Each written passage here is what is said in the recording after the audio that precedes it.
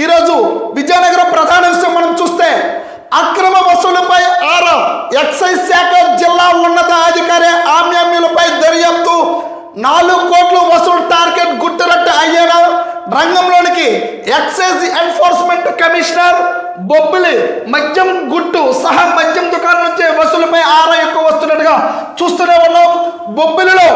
బొబ్బిలిలో మొత్తం 7 మద్యం దుకాణాలు 3 బార్ అండ్ రెస్టారెంట్లు ఉన్నాయి. ఆ మద్యం దుకాణంలో దొరకని బ్రాండ్లు అంటూ ఏమి ఉండవు. బార్ అండ్ రెస్టారెంట్లు మాత్రమే దొరుకుతాయి. అంతేకాదు మద్యం డిపో నుంచి ప్రత్యేకంగా మద్యం దుకాణాలకు వచ్చిన సరుకు కూడా అక్కడికే వెళ్ళిపోతుంది. ఎందుకంటే మద్యం దుకాణంలో ఎంఆర్సీ కన్నా ఎక్కువ అమ్మకూడదు. బార్ అండ్ రెస్టారెంట్లో డిమాండ్ బట్టి ఎంత ధరకైనా అమ్ముకోవచ్చు.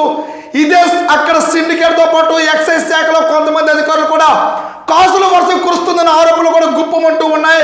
అయితే ఎక్కడైతే మాత్రం ఇప్పుడే కూటమి ప్రభుత్వంలో అనేక సార్లు ముఖ్యమంత్రి సాక్షాత్ చెప్తూనే ఉన్నారు, ఇలాంటి తప్పుడు అధిక రేట్లతో ఎవరైనా అమ్మితే మాత్రం వాళ్ళ లైసెన్సులు కూడాను రద్దు చేస్తామని చెప్తున్నప్పటికీ కూడాను చేతివాటం ఇక్కడ అధికారులు కూడా చూపిస్తున్నట్టు మనకు తెలుస్తూనే ఉంది.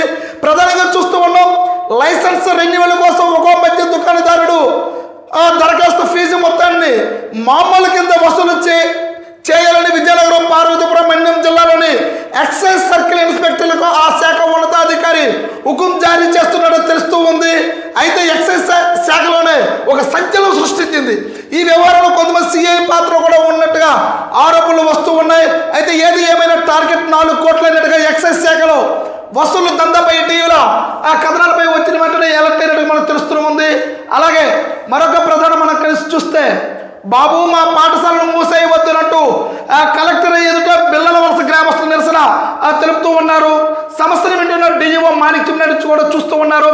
మా ఊర్లో 1957లో స్థాపించిన ప్రాథమిక పాఠశాల ఎంతో మందిలో అక్షర జ్యోతులు వెలిగించింది, ఉజ్వల భవిష్యత్తుకు పునాది వేసింది. సుమారు 7 దశాబ్దాలుగా కొనసాగుతున్న పాఠశాలను మరో పాఠశాలను విలీనం చేస్తూ ఊరుకునేదే లేదు. బాబు మా పాఠశాలను ఊర్లో కొనసాగించండి అంటూ మెరగబుడిద మండలంలో బిల్లల వలస గ్రామ హరిజనులు కలెక్టరేట్ వద్ద సోమవారం ఆందోళన చేశారు. పాఠశాలకు చెందిన 3, 4, 5 తరగతులు బీసీ కాలనీ ఉన్న రెగ్యులర్ స్కూల్ విలీనం చేయడానికి విద్యాశాఖ తీసుకున్న నిర్ణయాన్ని తప్పుపట్టారు. పాఠశాల విలీనాన్ని అడ్డుకుంటామని చెప్పారు. అనంతరం డిఈఓ మాణిక్యం నాయుడు కూడా వినతి పత్రం అందించారు. నిరసనలో గ్రామానికి చెందిన అయితే ఇక్కడ గ్రామస్తులు తెలుస్తూనే ఉంది. కలెక్టరేట్ వద్ద బిల్లల వలస గ్రామస్తులు అయితే మాత్రం నిరసన వ్యక్తం చేస్తూ ఉన్నారు.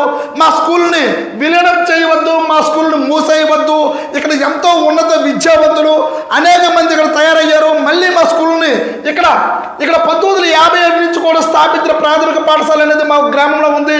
ఇప్పుడు 3, 4, 5 తరగతులు బీసీ కాలనీ ఉన్న రెగ్యులర్ స్కూల్లో విలీనం చేయడానికి విద్యాశాఖ నిర్ణయం తీసుకుంది. దీనితో మాకు ఇబ్బందులు ఉన్నాయి. దీనిపైన మాత్రం మీరు తీసుకున్న నిర్ణయం వెనక్కి తగ్గాలి అన్నట్టుగా తెలుస్తూ ఉంది. అలాగే మరొక మనం చూస్తే వెటర్నరీ విద్యార్థులు నిరాహార దీక్ష చేస్తూ ఉన్నారు. కళాశాల ఆవరణంలో నిరవధిక నిరాహార దీక్ష చేస్తున్న వెటర్నరీ కళాశాల విద్యార్థులు. అయితే విద్యార్థుల భవితకు మార్గం చూపే వరకు దీక్ష కొనసాగిస్తామని గరివిడి వెంకటేశ్వర వెటర్నరీ కళాశాల విద్యార్థులు స్పష్టం చేశారు. కళాశాల ప్రాంగణంలో నిరవధిక నిరాహార దీక్ష చేపట్టారు. కళాశాలలో సరిపడా భవనాలు, ల్యాబ్ సౌకర్యాలు, ఇన్ఫ్రాస్ట్రక్చర్స్ పూర్తి స్థాయిలో అధ్యాపక సిబ్బంది లేని కారణంగా VCI గుర్తింపు రాలేదని, సౌకర్యాలు కల్పనలో కళాశాల యాజమాన్యం నిర్లక్ష్యం వహిస్తుందని, VCI గుర్తింపు ఉంటేనే ఇంటర్నేషనల్ ఎన్రోల్ అయ్యేది ఉంటుంది, పీజీ ఎగ్జామ్స్ కూడా ఉద్యోగాలు ఎంపికకు అవకాశం ఉందని అంటారు. ఇప్పుడు మనం చూస్తూ ఉన్నాం, ఇది గరివిడి చీపురు వెళ్ళి రూరల్లో అయితే మాత్రం ఇక్కడ కళాశాలలో విద్యార్థులంతా కూడాను వీళ్ళంతా కూడా వెటర్నరీ డాక్టర్స్ అంతా కూడాను చదువుతున్న విద్యార్థులు వీళ్ళంతా కూడా ధర్నా చేస్తూ ఉన్నారు. తగినంత ఇన్ఫ్రాస్ట్రక్చర్ లేకపోవడం వల్లే, గుర్తింపు రాకపోవడం వల్లే మేము ఎన్రోల్మెంట్ చేసుకోలేము. దీనికి సంబంధించిన VCI ఇక్కడ తగిన గుర్తింపు పొందితేనే మేము ఇంటర్నల్ ఎన్రోల్ అవుతామని, పీజీ ఎగ్జామ్స్ కూడా మేము క్వాలిఫై అవుతామని, అంతవరకు మీరు అక్కడ ఉన్న అధ్యాపకులు అయితే మాత్రము, VCI అయితే మాత్రము దీనిపై దృష్టి పెట్టకపోతే మేము మాత్రం క్షేత్ర స్థాయిలో ధర్నా చేస్తామన్నట్టుగా ఇక్కడ తెలుస్తూనే ఉంది.